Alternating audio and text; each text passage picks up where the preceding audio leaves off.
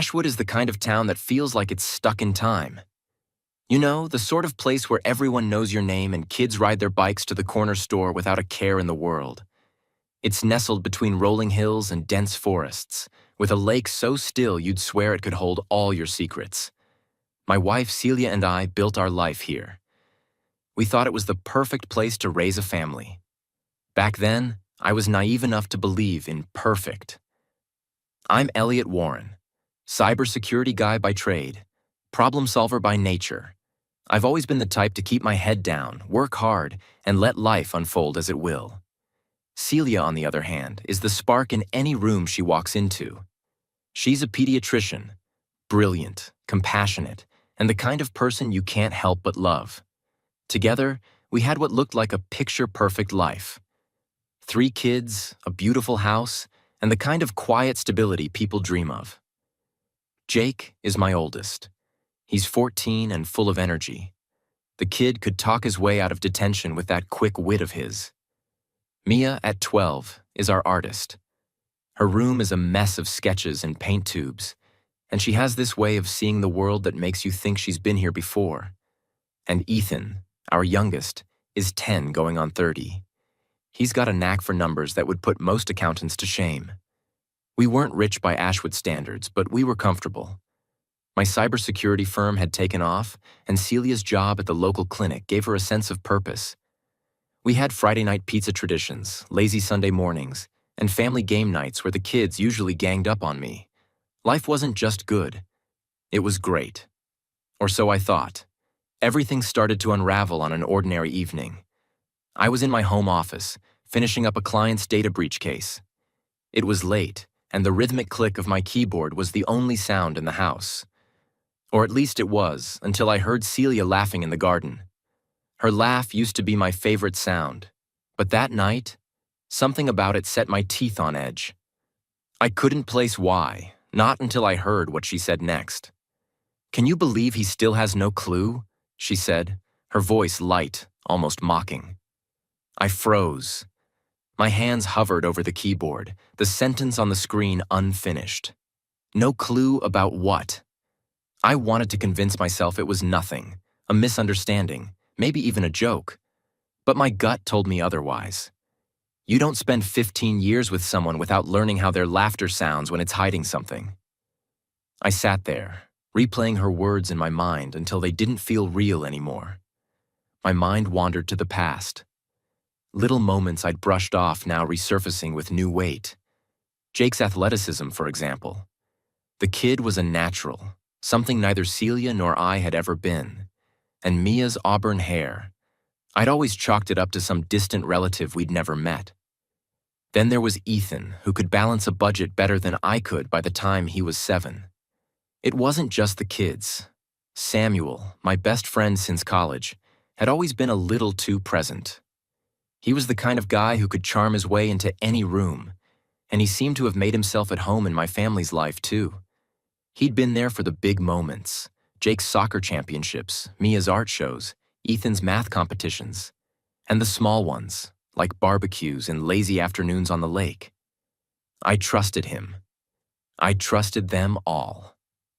That night, I didn't sleep. I sat in my office, staring at the framed photo of our family on my desk. The smiles in that picture seemed foreign now, like they belonged to a family I'd never met. For the first time in my life, I felt like a stranger in my own home. The next morning, I tried to shake off the unease. I convinced myself I was overthinking it, that work stress had me seeing shadows where there were none. But when I looked at Celia over breakfast, something had shifted. She looked the same, radiant as ever in her scrubs, pouring orange juice and laughing at Ethan's jokes. But I couldn't unhear her words. "Can you believe he still has no clue?" Whatever she was hiding, I was going to find out. And when I did, I knew nothing would ever be the same. You know that feeling when something's off, but you can't quite put your finger on it? That's where I was the next few days after hearing Celia in the garden. I told myself over and over it was nothing, that I was just overthinking things. But the harder I tried to ignore it, the louder it got, like a mosquito buzzing in my ear. My wife, The woman I'd built my entire life around was hiding something. I just didn't know what. The first thing that really stuck out to me was Jake. My son has always been a natural athlete, fast on his feet, strong for his age, and confident in ways I never was. He made the soccer team's starting lineup without even trying, and every coach he's had practically worshipped the ground he walked on. For years, I chalked it up to him being lucky or maybe inheriting some recessive gene I didn't know about. But now, when I watched him out there on the field, weaving through defenders like he was born to do it, I couldn't help but wonder, where did that come from? Then there was Mia, my little artist. She has this fiery auburn hair that always makes her stand out in a crowd. It's beautiful, really, but neither Celia nor I have anything close to that shade. Every time someone commented on her hair, Celia would laugh and say something about it being from her great aunt or some distant cousin. I never questioned it before. But now, every time I looked at her, I couldn't stop thinking about the fact that her auburn hair didn't match ours, and that maybe it wasn't supposed to. Ethan was the last piece of the puzzle, and honestly, the hardest to reconcile. He's only 10, but the kid is a mathematical genius. I'm talking about solving problems in his head that I'd need a calculator for. I always assumed he got that from me. I'm no slouch when it comes to numbers, after all. But now I wasn't so sure. His gift seemed almost foreign, like it didn't belong to me at all. But it wasn't just the kids. It was Samuel, too. My best friend. My best man. The guy I trusted with everything. He'd always been a constant presence in our lives, almost like a second father to the kids. He'd show up to their games, bring over gifts just because, and offer advice on everything from finances to parenting. For years, I thought it was because he cared about me and my family. But now, every time I saw him, something about his easy smile and effortless charm made my skin crawl. I couldn't shake the feeling that I was being played, that there was a game going on around me, and I was the only one who didn't know the rules. I needed answers, and I needed them fast. That's when I decided to call in help. Enter Julian Cross. If you've ever seen a movie where the private investigator walks in all trench coat and fedora, you've basically met Julian. Except instead of the cliché, he showed up in a tailored suit, carrying a sleek leather briefcase, with eyes so sharp they felt like they could cut through steel. He was the real deal, known for digging up the truth no matter how deep it was buried. I'd heard about him through a colleague who'd gone through a messy divorce, and if anyone could untangle this mess, it was Julian. Our first meeting was in a coffee shop 2 towns over. I didn't want to risk anyone in Ashwood seeing us. I laid it all out for him. The conversation I overheard, the doubts about my kids, my suspicions about Samuel. He didn't say much at first, just nodded and jotted down notes on a tablet. When I finished, he looked me straight in the eye and said, "Leave nothing out, Mr. Warren. If you want the truth, you need to be ready for whatever it reveals." That hit me hard. Was I ready? Could I handle what he might find? I didn't have an answer, but I nodded anyway. What choice did I have? Julian got to work immediately. Within days, he had a preliminary report that turned my world upside down. DNA tests. That's where he started. Simple, clinical, and absolutely devastating. The results showed that Jake, Mia, and Ethan weren't biologically mine. All 3 of them were a match with Samuel. My best friend. My brother in everything but blood. I stared at those results for hours, my mind racing.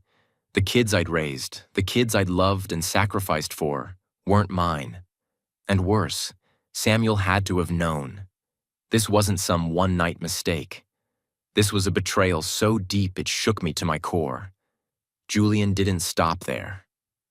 He started combing through financial records, looking for anything else that didn't add up. Turns out, there was plenty. Celia and Samuel had been funneling money into offshore accounts for years.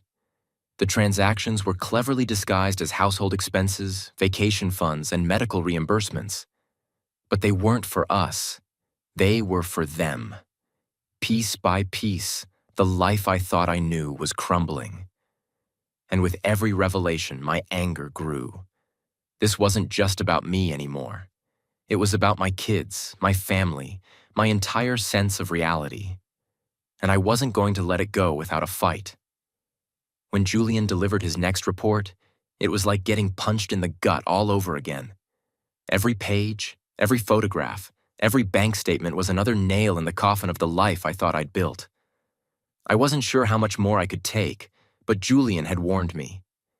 This will get worse before it gets better. The DNA tests and financial records were just the tip of the iceberg. Julian had uncovered more. A lot more. Samuel and Celia hadn't just betrayed me. They'd built an entire life behind my back, one woven into the very fabric of my own. And then there was Vivian, my own mother. Her name came up in emails Julian had uncovered. And let me tell you, that was the hardest betrayal of all. You see, my mother, Vivian, had always been a force of nature. The kind of woman who could walk into a room and have everyone eating out of the palm of her hand in minutes. Growing up, she had this way of making you feel like the sun rose and set on her approval. I thought she loved me. I thought she wanted the best for me. Turns out, her definition of best didn't include honesty or loyalty. Julian had unearthed emails dating back over a decade, some sent just weeks before my wedding to Celia. In one particularly gut-wrenching exchange, Vivian had written to Celia, "Bruce is the better match, dear. Elliot is stable and successful, but Samuel offers excitement and passion. With him, you'll have everything. Trust me, this is for the best. Samuel, my best friend." My mother had actively encouraged Celia to keep him in the picture. And the worst part? She believed she was helping me. She thought she was crafting a perfect life for me, one where I was none the wiser. That wasn't love. That was manipulation. Then there was Reverend Langston. I'd always respected the man. He'd presided over my wedding, baptized my kids, and even offered marital counseling to Celia and me during a rough patch years ago. I never would have guessed he was part of this mess, but there he was, right in the middle of it. Julian discovered that Langston had been helping Celia cover her tracks for years. He'd written letters and forged documents to explain her church retreats, which were actually weekends spent with Samuel at my mother's beach house. The same beach house where I'd spent summers as a kid, thinking it was a sanctuary. It was disgusting. And let's talk about Camilla Hayes. That was the curveball I didn't see coming. Camilla was Celia's best friend. Or at least that's what I'd always believed. She was the godmother to Mia, for crying out loud. But as Julian dug deeper, her role in all of this came to light. Not only did she know about the affair, but she had her own tangled history with Samuel. Turns out, she'd had a child with him years ago, a secret she'd kept from everyone, including Celia. Camilla had been playing her own game, balancing loyalty to Celia with protecting her secret. And when Julian confronted her during his investigation, she broke down. She told him everything. About the affair, the child, and how she'd turned a blind eye to Celia's deception because she didn't want her own life to fall apart. It was a mess, a tangled web of lies and betrayal that just kept growing. By the time Julian laid it all out for me, I wasn't just hurt. I was furious. This wasn't some one-off mistake. This was a conspiracy, carefully planned and executed by the people I trusted most. Samuel, Celia, Vivian, Langston, Camilla, they'd all played their parts, and I'd been the unwitting fool at the center of it all. But here's the thing about betrayal. It either breaks you or it sharpens you.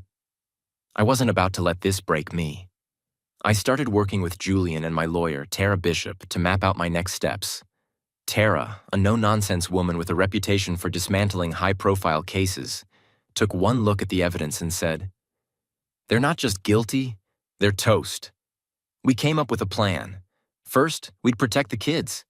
Whatever else happened, I didn't want Jake, Mia, and Ethan caught in the crossfire. I set up trust funds for each of them. Airtight, ironclad, completely untouchable by anyone but them. I wanted them to have a future, no matter what the truth might do to their present. Next, we'd confront the lies head-on. Tara and Julian were meticulous, building a case that would expose every deception, every betrayal, and every dollar stolen. It wasn't just about justice. It was about reclaiming my life. And finally, I started to plan my exit. I wasn't going to stick around Ashwood forever, not after everything that had happened. But I wasn't going to leave until I'd set things right. I wanted them all to feel the weight of what they'd done. To me, to my family, and to the life they'd stolen from me. The stage was set. The players were all in place, and I was ready to pull the curtain back on their lies. Thanksgiving was always a big deal in our family. Celia loved hosting, loved pulling out all the stops to make the house look like something out of a Hallmark movie. The kids would help set the table. Vivian would bring her famous pecan pie, and Samuel, of course, would show up with an overpriced bottle of wine and that smug grin I couldn't stand anymore. This year, Thanksgiving wasn't about turkey or family traditions. This year was about the truth. The planning started weeks in advance. Tara, Julian, and I worked out every detail. This wasn't going to be a messy, emotional confrontation. It was going to be precise, calculated, surgical. I wanted to expose every lie, every betrayal, and leave no room for excuses. Everyone involved, Celia, Samuel, Vivian, even Camilla, was going to be there. I made sure of it. The morning of Thanksgiving, I woke up early. The house was already filled with the smell of roasting turkey and pumpkin pie. Celia was in the kitchen, humming to herself as she basted the turkey. She looked so at ease, so normal. It almost made me question what I was about to do. Almost. But then I remembered everything. Her laughter in the garden, the DNA tests, the bank statements, and my resolve hardened. She had built this life on lies, and today, those lies were coming down. Guests started arriving around noon. First, Vivian, dressed to the nines as always, her smile as practiced as ever. "Darling, the house looks wonderful," she said, kissing me on the cheek. Her warmth felt hollow now, but I played along. Let her think everything was fine. Samuel and his wife Camilla were next. Samuel handed me the usual bottle of wine, a Bordeaux this time because of course it was, and gave me a firm handshake. "Looking good, Elliot," he said, his tone as casual as if he hadn't spent years dismantling my life behind my back. Camilla looked nervous. She avoided my eyes as she walked past me, clutching her purse like it held a secret she didn't want to spill. The rest of the guests trickled in, filling the house with laughter and the kind of small talk that made me want to scream. I kept my cool, though, greeting everyone, smiling, playing the perfect host. They had no idea what was coming. Dinner was served at 5. The table was set beautifully. Celia's handiwork, of course. The kids sat at one end, already digging into the mashed potatoes. At the other end, I took my seat at the head of the table, the envelopes tucked discreetly under each napkin. As the plates were passed around and glasses were filled, I stood up and raised mine. "Before we dig in," I said, keeping my voice steady, "I want to thank all of you for being here. Family and friends mean everything to me, and I'm grateful to have you in my life." Celia smiled at me from across the table, her eyes soft. Samuel raised his glass with a nod, and Vivian beamed. For a moment, I almost hated what I was about to do. Almost. "I've also prepared something for each of you," I continued, motioning to the table. "Under your napkins, you'll find an envelope. Please take a moment to open it." The room fell silent as everyone reached for the envelopes. The sound of tearing paper and rustling pages filled the air. And then, one by one, the reactions began. Camilla gasped first, her hand flying to her mouth. Vivian's face went pale, her carefully maintained composure slipping for the first time in years. Samuel froze, his fork halfway to his mouth, his eyes scanning the contents of his envelope. And Celia. Celia just stared at hers, her hands trembling, her face drained of all color. "What is this?" Samuel finally said, his voice low and shaky. "You tell me," I replied, my voice calm but cold. 15 years of lies, Samuel. You want to explain, or should I? Celia looked up at me, her eyes wide with panic. "Elliot, Don't," I snapped, cutting her off. "Not yet. Let's let Samuel have his say first." Samuel opened his mouth to respond, but Camilla beat him to it. "You bastard," she hissed, throwing her envelope onto the table. "How long were you planning to keep this from me? From all of us?" Vivian tried to intervene, her voice trembling. "Elliot, please." "Stop," I said, turning to her. "Don't you dare play innocent. I've seen the emails, Vivian. I know you orchestrated this. You lied to me, to my kids. You chose Samuel over your own son." The room erupted into chaos. Camilla was yelling at Samuel, Vivian was crying, and Celia just sat there, staring at the documents in front of her like they were a death sentence. The kids, confused and scared, looked to me for answers. I hated that they had to see this, but there was no going back now. I took a deep breath and addressed the room. This isn't just about me. It's about all of you and the choices you've made, the lies you've told, the lives you've destroyed. I loved you, all of you, and you betrayed me in the worst possible way. Celia finally spoke, her voice barely above a whisper. "Elliot, I'm sorry. I didn't mean for any of this." "Didn't mean for what?" I snapped. "Didn't mean for me to find out? Didn't mean for my entire life to be a lie? You don't get to play the victim here, Celia. None of you do." The room fell silent again, the weight of the truth pressing down on everyone. I looked around the table, taking in their faces, the guilt, the shame, the fear. This was the moment I'd been waiting for, but it didn't feel as satisfying as I thought it would. It felt empty. I turned to the kids and softened my tone. "Go upstairs," I told them gently. "This isn't something you need to be part of." They hesitated, but eventually they got up and left the room. Once they were gone, I turned back to the table. "Here's what's going to happen," I said. "I've already taken steps to protect the kids and myself. The trust funds are set up. The accounts are secure. And as for the rest of you, you'll have to live with what you've done." And with that, I walked out of the dining room, leaving them to deal with the wreckage of their own making. When I walked out of that dining room, I didn't feel victorious. I didn't feel triumphant or even relieved. What I felt was hollow, like I'd just dropped a wrecking ball on a house I'd spent 15 years building. But this wasn't the end. Not by a long shot. That was just the beginning, the first crack in the facade. What came next was about control, about ensuring that none of them, Celia, Samuel, Vivian, or anyone else, could ever manipulate me or my kids again. I spent the next few weeks executing my plan. If the Thanksgiving showdown was the detonation, this was the cleanup, the part where I ensured that every piece of fallout landed where I wanted it. Tara, my lawyer, had already drafted divorce papers. She was ruthless, which was exactly what I needed. The documents left no room for negotiation. Celia would walk away with nothing but her personal belongings. The house, the cars, the savings accounts, everything was under my name now, thanks to the careful financial restructuring Tara and Julian had orchestrated. The trust funds I'd set up for the kids were ironclad. Celia couldn't touch them, and neither could Samuel or Vivian. Each fund was designed to provide for the kids' education, healthcare, and any major life milestones. They were protected not just from the betrayers in my life, but from me too. I wanted to ensure the kids would have everything they needed, no matter how messy things got. But it wasn't just about the money. It was about the legacy they were leaving behind, the lies they had tried to bury.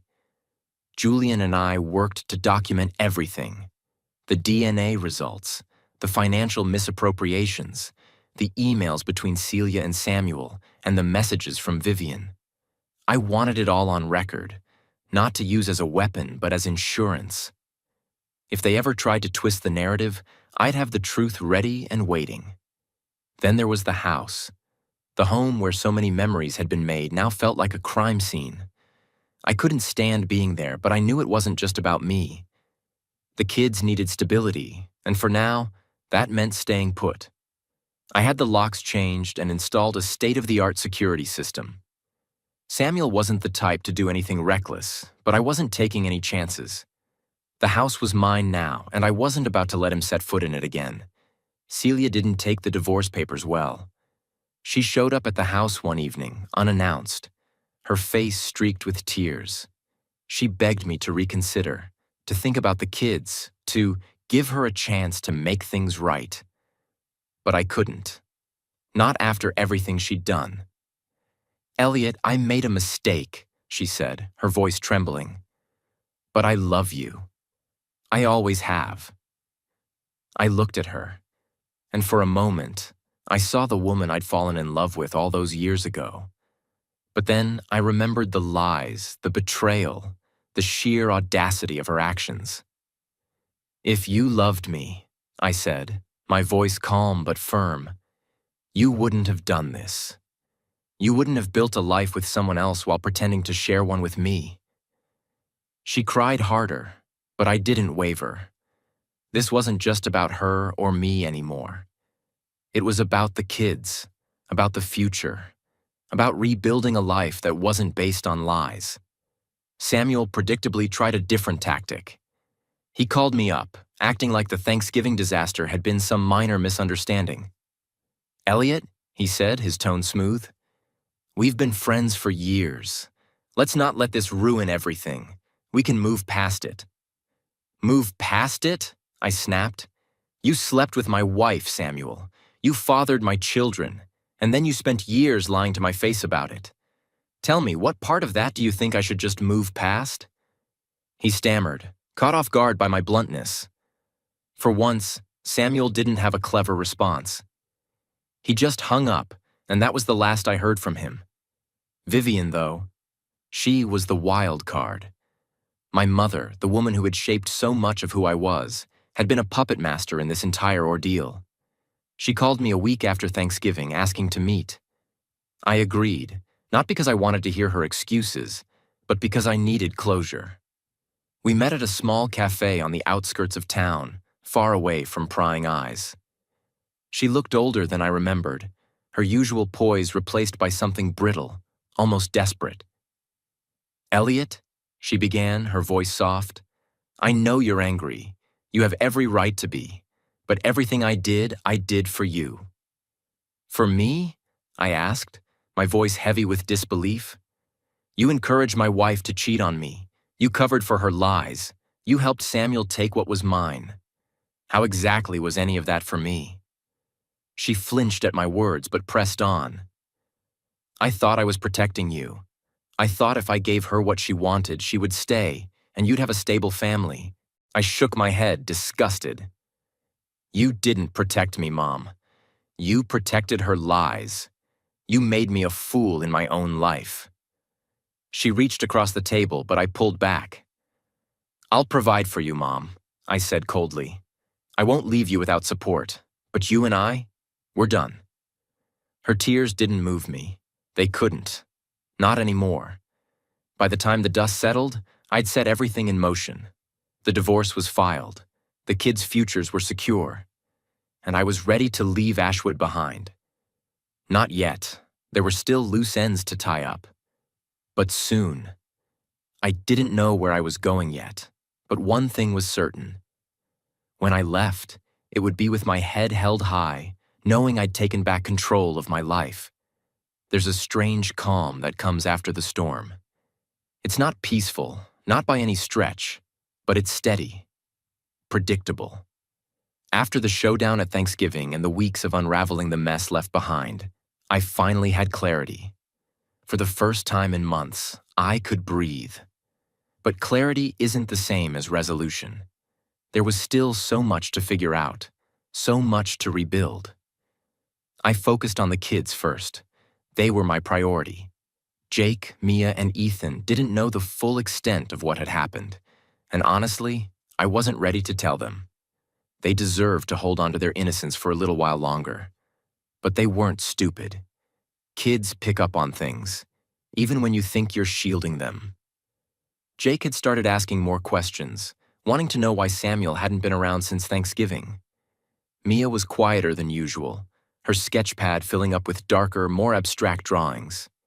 And Ethan, my little math prodigy, had taken to solving equations obsessively, as if numbers could make sense of the chaos around him. I tried to keep things as normal as possible. Dinners together, movie nights, soccer games. But the cracks were there, no matter how hard I tried to smooth them over. One evening, Jake caught me off guard. "Dad," he said, standing in the doorway of my office. His voice was hesitant, like he wasn't sure he should ask what was on his mind. "What's up, bud?" I replied, setting down the paperwork I'd been poring over. "Is something going on with you and Mom?" His eyes were serious, more serious than a 14-year-old's eyes should be. "You've been different."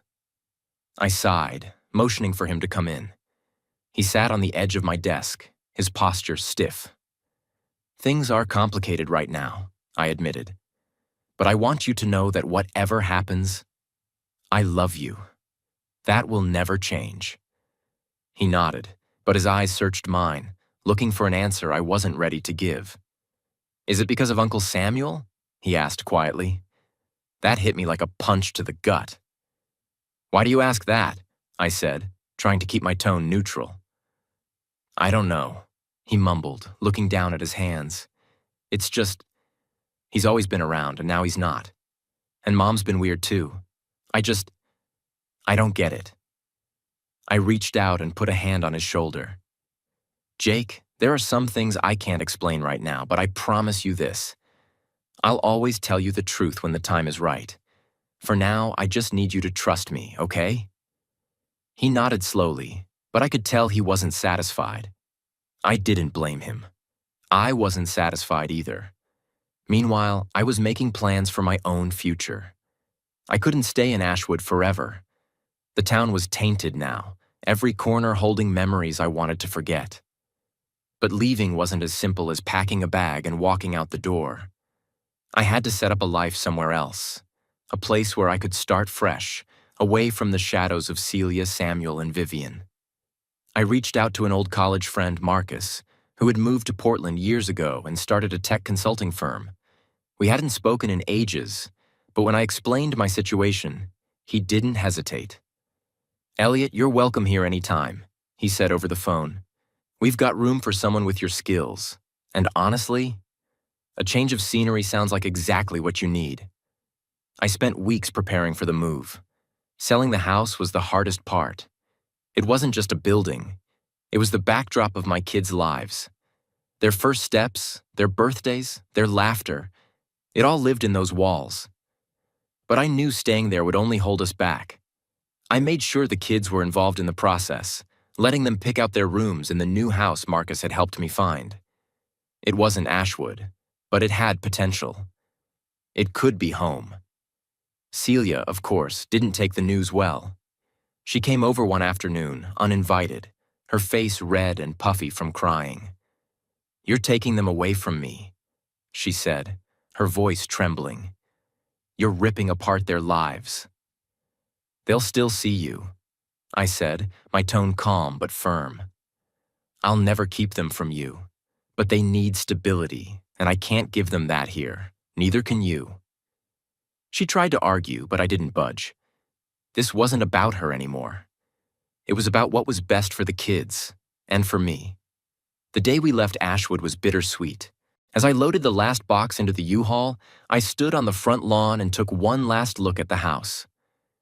Celia was there, standing on the porch, tears streaming down her face. The kids hugged her goodbye, their emotions a mix of sadness and anticipation. When we finally hit the road, I felt a strange mix of relief and fear. Relief that we were leaving the lies and betrayals behind. Fear of the unknown. But as the miles stretched out in front of us, I felt something else too. Hope. For the first time in a long time, I felt like we had a chance to build something real, something honest. This wasn't the end of the story. It was the beginning of a new one. Portland greeted us with its rainy charm and vibrant energy, a stark contrast to the suffocating familiarity of Ashwood. It felt like stepping into a new world, a world full of possibilities and second chances. The house Marcus helped me find wasn't massive, but it was perfect for the four of us. Nestled on a quiet street with a view of the forest, it felt like a sanctuary, a blank slate. The first few weeks were a whirlwind. Unpacking, settling the kids into their new schools, and adjusting to a completely different pace of life kept me busy. Jake seemed to thrive immediately. He joined the soccer team at his new high school and was making friends faster than I could keep track. Mia took a bit longer, retreating into her sketchbooks and headphones, but she eventually warmed up to her new surroundings. Ethan, true to form, dived headfirst into his math club and was already impressing his teachers with his aptitude for problem-solving. For me, it was all about work. Marcus welcomed me into his firm-like family, and diving into projects gave me a sense of purpose. The work was challenging, consulting for startups trying to make their mark in the tech world. But it was exactly what I needed. Each success, no matter how small, felt like another step away from the mess I'd left behind. But rebuilding wasn't just about logistics or work. It was about reconnecting with myself, rediscovering who I was beyond the roles of husband and father.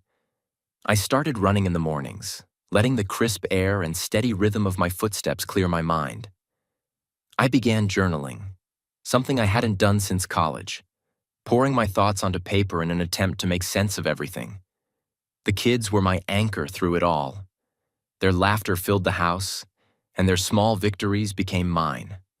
Jake scored his first goal in a soccer match, and I was there in the stands, cheering like a madman. Mia started taking art classes at a local studio, her confidence growing with each sketch.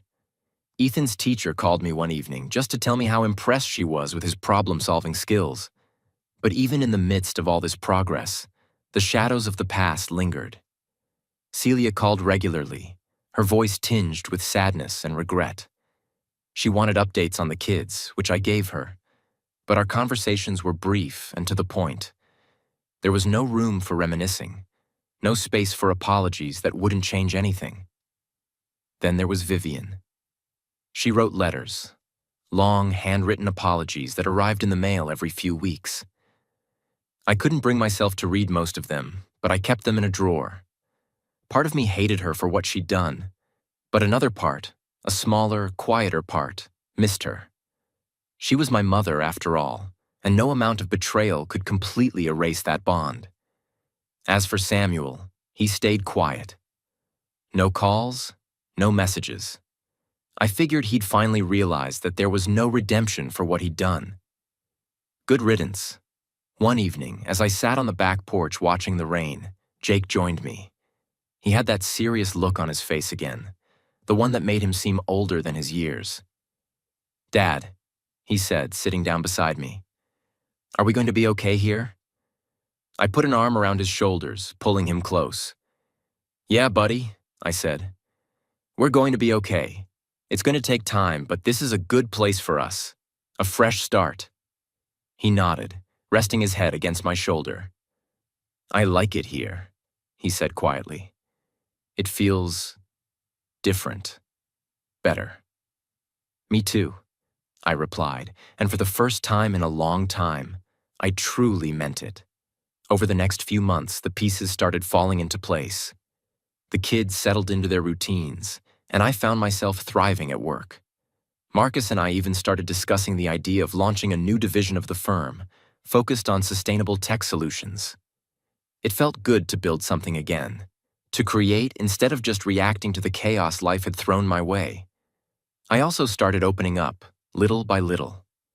I joined a local support group for divorced parents, where I met others who had been through their own versions of heartbreak and betrayal. Sharing my story and hearing theirs helped me process my emotions in ways I hadn't expected. It reminded me that I wasn't alone. One evening, after the kids were asleep, I pulled out one of Vivian's letters. Her handwriting was neat and deliberate, just as I remembered from the notes she used to leave me as a kid. This one was shorter than the others, but it hit me hard. Elliot, I know I can never undo the damage I caused. I don't expect forgiveness, but I want you to know that I think about you every day. You and the kids are my greatest regrets and my greatest loves. I hope someday you'll let me make amends. Love, Mom. I sat there for a long time, staring at the words.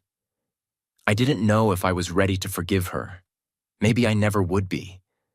But for the first time, I felt a flicker of something close to understanding.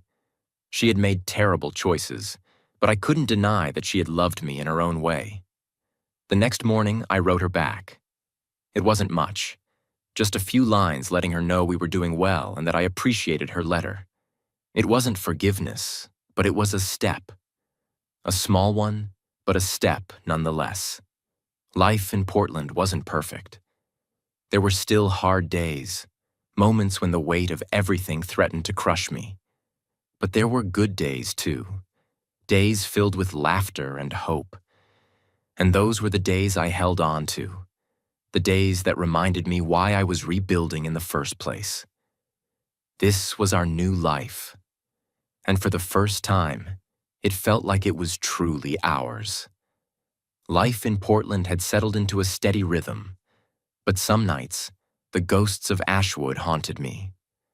Memories of that Thanksgiving, the betrayal, and the unraveling of a life I'd thought was solid as stone crept into my thoughts. I tried to bury them in the routines of work and parenting, but the past has a funny way of demanding attention. It was Vivian's letters that eventually pulled me back. Her apologies had been a consistent, quiet presence in my life, like the ticking of a clock you forget is there until the room goes silent. I didn't respond often, but when I did, she always replied. Her letters were thoughtful, introspective, and filled with regret. Over time, they began to chip away at my anger. One evening, after the kids had gone to bed, I sat at the kitchen table with her latest letter. It was different this time. Not just an apology, but an invitation. Elliot, I know I have no right to ask for your time or forgiveness, but I miss you. I miss my grandchildren. I've made mistakes, terrible ones, but I want to try to make things right. If you're willing, I'd like to see you, just once. If not, I understand. Always, Mom. I stared at the letter for what felt like hours. Seeing her again wasn't something I'd planned for, but maybe it was time. Portland had given me space to heal, and I felt stronger now, maybe strong enough to face her. The following weekend, I packed up the kids and made the drive back to Ashwood. I didn't tell Celia or Samuel we were coming. This wasn't about them. It was about closure, about tying up loose ends so I could finally move forward. We met Vivian at a small park near her apartment. She looked older, frailer than I remembered. Her once impeccably styled hair was now streaked with gray, and her designer clothes had been replaced by something simpler, less polished. But her eyes, the same sharp, calculating eyes I'd inherited, lit up when she saw us. Elliot, she said softly, her voice trembling. She reached out as if to hug me, then hesitated. I nodded, and she pulled me into an embrace. It was awkward, tentative, but it was something. The kids were more hesitant. Jake hung back, his hands shoved into his pockets, while Mia and Ethan stayed close to me. Vivian didn't push. She just smiled at them, her eyes brimming with tears. I've missed you all so much, she said, her voice cracking. Thank you for coming. We spent the afternoon talking, or rather she talked while I listened. She told me about her regrets, about the guilt that had consumed her since Thanksgiving. She admitted she'd been wrong, not just in how she'd meddled in my marriage, but in how she'd tried to control my life for so many years. I thought I was helping, she said, her hands trembling as she clutched her tea. I thought I knew what was best for you, but all I did was ruin everything. For the first time, I saw her vulnerability. Vivian had always been a force of nature, strong, unyielding, and certain of her decisions. Seeing her like this, broken and remorseful, softened something in me. "I don't know if I can forgive you," I said honestly. "Not yet. But I appreciate you taking responsibility. That's more than I can say for some people." She nodded, tears streaming down her face. "I don't deserve forgiveness, Elliot, but I want you to know I'll spend the rest of my life trying to earn it." The visit with Vivian was draining but cathartic. It felt like closing a chapter, even if the book wasn't finished yet. But being back in Ashwood stirred up other feelings too. Feelings I wasn't sure I was ready to face. Celia found out we were in town, of course. Word travels fast in a place like Ashwood. She called me the evening after we saw Vivian, her voice anxious and tentative. "Elliot," she said, "I heard you're here. Can we talk, just for a little while?" I almost said no. The thought of seeing her again, hearing her excuses, felt like reopening a wound that had just started to heal. But something in her voice stopped me. Maybe it was curiosity. Maybe it was the faint hope that she'd finally own up to what she'd done. We met at a diner on the edge of town, a place we used to go to when we were dating.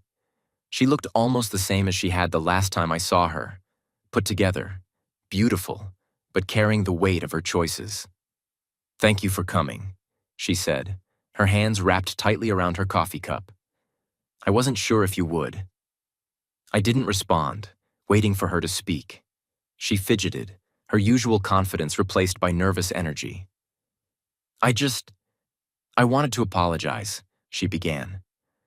"I know I've said it before, but I need you to know how sorry I am. For everything. For lying to you, for betraying you, for all of it." Her voice cracked, and she looked down at her coffee. "I ruined us, Elliot. I ruined our family, and I hate myself for it." Her words hung in the air, heavy and raw. Part of me wanted to lash out, to remind her of all the pain she'd caused. But another part of me, maybe the part that still loved her, or at least who she used to be, felt sorry for her. "I appreciate the apology," I said finally. "But sorry doesn't fix this, Celia. It doesn't undo the years of lies or the damage you've done." She nodded, tears streaming down her face. "I know. I don't want you to hate me." I sighed, leaning back in my chair. "I don't hate you, but I don't trust you either, and I don't know if I ever will." We sat in silence for a while after that, the hum of the diner filling the space between us. When we finally said goodbye, it felt like closing another door, one that needed to stay shut. Driving back to Portland the next day, I felt a strange sense of relief. Revisiting Ashwood had been hard, but it was necessary. It reminded me of how far I'd come, how much I'd rebuilt. The kids were quiet in the back seat, lost in their own thoughts. As we crossed the state line, Jake leaned forward and said, "Dad, are we done with Ashwood now?" I glanced at him in the rearview mirror and nodded. "Yeah, buddy, we're done." And for the first time in a long time, I felt free. Portland was home now. It wasn't just the place we lived. It was the place we were becoming a family again. After revisiting Ashwood and closing the door on the past, I felt a renewed sense of purpose. I wasn't just surviving anymore, I was building a life for me, for Jake, Mia, and Ethan, and for the future that was finally within reach. One of the first things I did was fully immerse myself in my work at Marcus's firm. It was more than just a job, it was a chance to create something meaningful. We'd started discussing a new division focused on tech solutions for underserved communities, helping small businesses adapt to the digital age, creating tools for better access to education, and even working on sustainability projects. I threw myself into it, using my skills to make a tangible difference. The work wasn't just fulfilling, it was transformative. I wasn't just Elliot, the man who'd been betrayed. I was Elliot, the innovator, the builder, the father who was determined to leave behind a legacy of integrity and impact. For the first time in years, I felt like myself again. Or maybe a better version of myself, one forged through fire. The kids were thriving too. Jake had become a leader on his soccer team, balancing practices, games, and schoolwork with a determination that reminded me of myself at his age. He even started talking about wanting to coach someday, saying, "I want to help kids the way my coach helped me." Mia was blooming in her art classes. Her sketches had become more vibrant, more expressive. She entered a local art competition and won second place, her face lighting up with pride as she showed me her ribbon. "I couldn't have done it without you, Dad," she said, her voice soft but sincere. That moment was worth more than anything I'd ever accomplished. Ethan, as expected, was excelling in school. His math teacher called me one evening to tell me he'd been selected for an advanced STEM program. "He's a natural problem solver," she said, "and his enthusiasm is contagious." I couldn't have been prouder. But beyond their individual successes, what mattered most was the bond we were rebuilding as a family. We had our routines now, dinners together every night, movie marathons on Fridays, and Sunday hikes in the nearby forest. We talked more openly, shared our thoughts, and leaned on each other in ways we hadn't before. It wasn't perfect. We still had our struggles, our moments of doubt and frustration. But it was real, and it was ours. I also started letting people into my life again. Marcus became more than just a colleague. He became a friend. He and his wife invited me over for dinner regularly, their easy camaraderie reminding me that I didn't have to do this alone. Through work and the kids' activities, I began to build a new community, one based on mutual respect and genuine connection, not the superficial ties I'd once clung to in Ashwood. As the months passed, I found myself thinking less about the betrayals and more about the possibilities. I stopped looking over my shoulder, stopped expecting the past to creep back in and pull me under. I started dreaming again, dreaming about what the future could look like, not just for me, but for all of us. And then, one evening, as I sat on the back porch watching the sunset, Jake joined me. He sat down with the same serious expression he'd had when he first asked me about Mom and Samuel. "Dad," he said, his voice steady, "do you ever think about going back? Not to Ashwood, but to them?" It took me a moment to respond. "Sometimes," I admitted. "But not because I want to. It's more like finishing a book you started. You want to know how it ends, even if you don't want to read the story anymore." Jake nodded, his gaze thoughtful. "I'm glad we're here," he said. "It feels like we're moving forward." "We are," I said, ruffling his hair. "And I'm proud of you, Jake. Of all of us." The years rolled on, and Portland became more than just a place we lived. It became the foundation of our new legacy. The kids grew, their individual paths taking shape with each passing day. Jake went on to become a coach, just like he dreamed, mentoring kids and teaching them not just about soccer, but about resilience and teamwork. Mia pursued her art, eventually landing a scholarship to a prestigious art school, her talent and passion shining brighter than ever. Ethan's STEM career skyrocketed, his innovations earning him recognition before he even graduated college. As for me, I kept building. Marcus and I expanded our firm, our projects growing in scope and impact. We created programs that changed lives, and every success felt like a step toward erasing the shadows of the past. But it wasn't just about work. It was about the relationships I'd nurtured, the family I'd rebuilt. One day, years later, I stood on the stage at a conference delivering a keynote about resilience and innovation.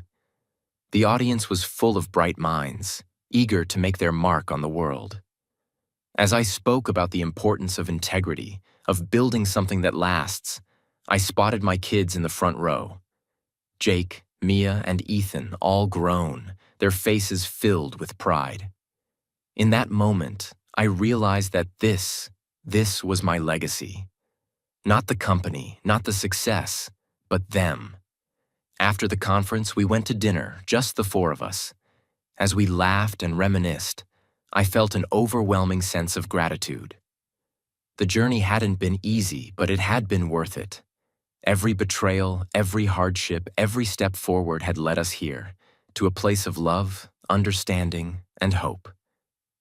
"Dad," Mia said as we raised our glasses in a toast, "you taught us what it means to be strong, to never give up, no matter what. Thank you for that." I looked at them, my 3 incredible kids, and smiled. "You taught me too," I said. "You taught me that no matter how broken things get, there's always a way to rebuild. Together." And with that, we clink our glasses, sealing not just a toast but a promise. A promise that our legacy would always be one of love, resilience, and unshakable bonds. For the first time, I felt at peace. Not because I'd moved on from the past, but because I'd built something far greater in its place. And I knew, without a doubt, that our best days were still ahead.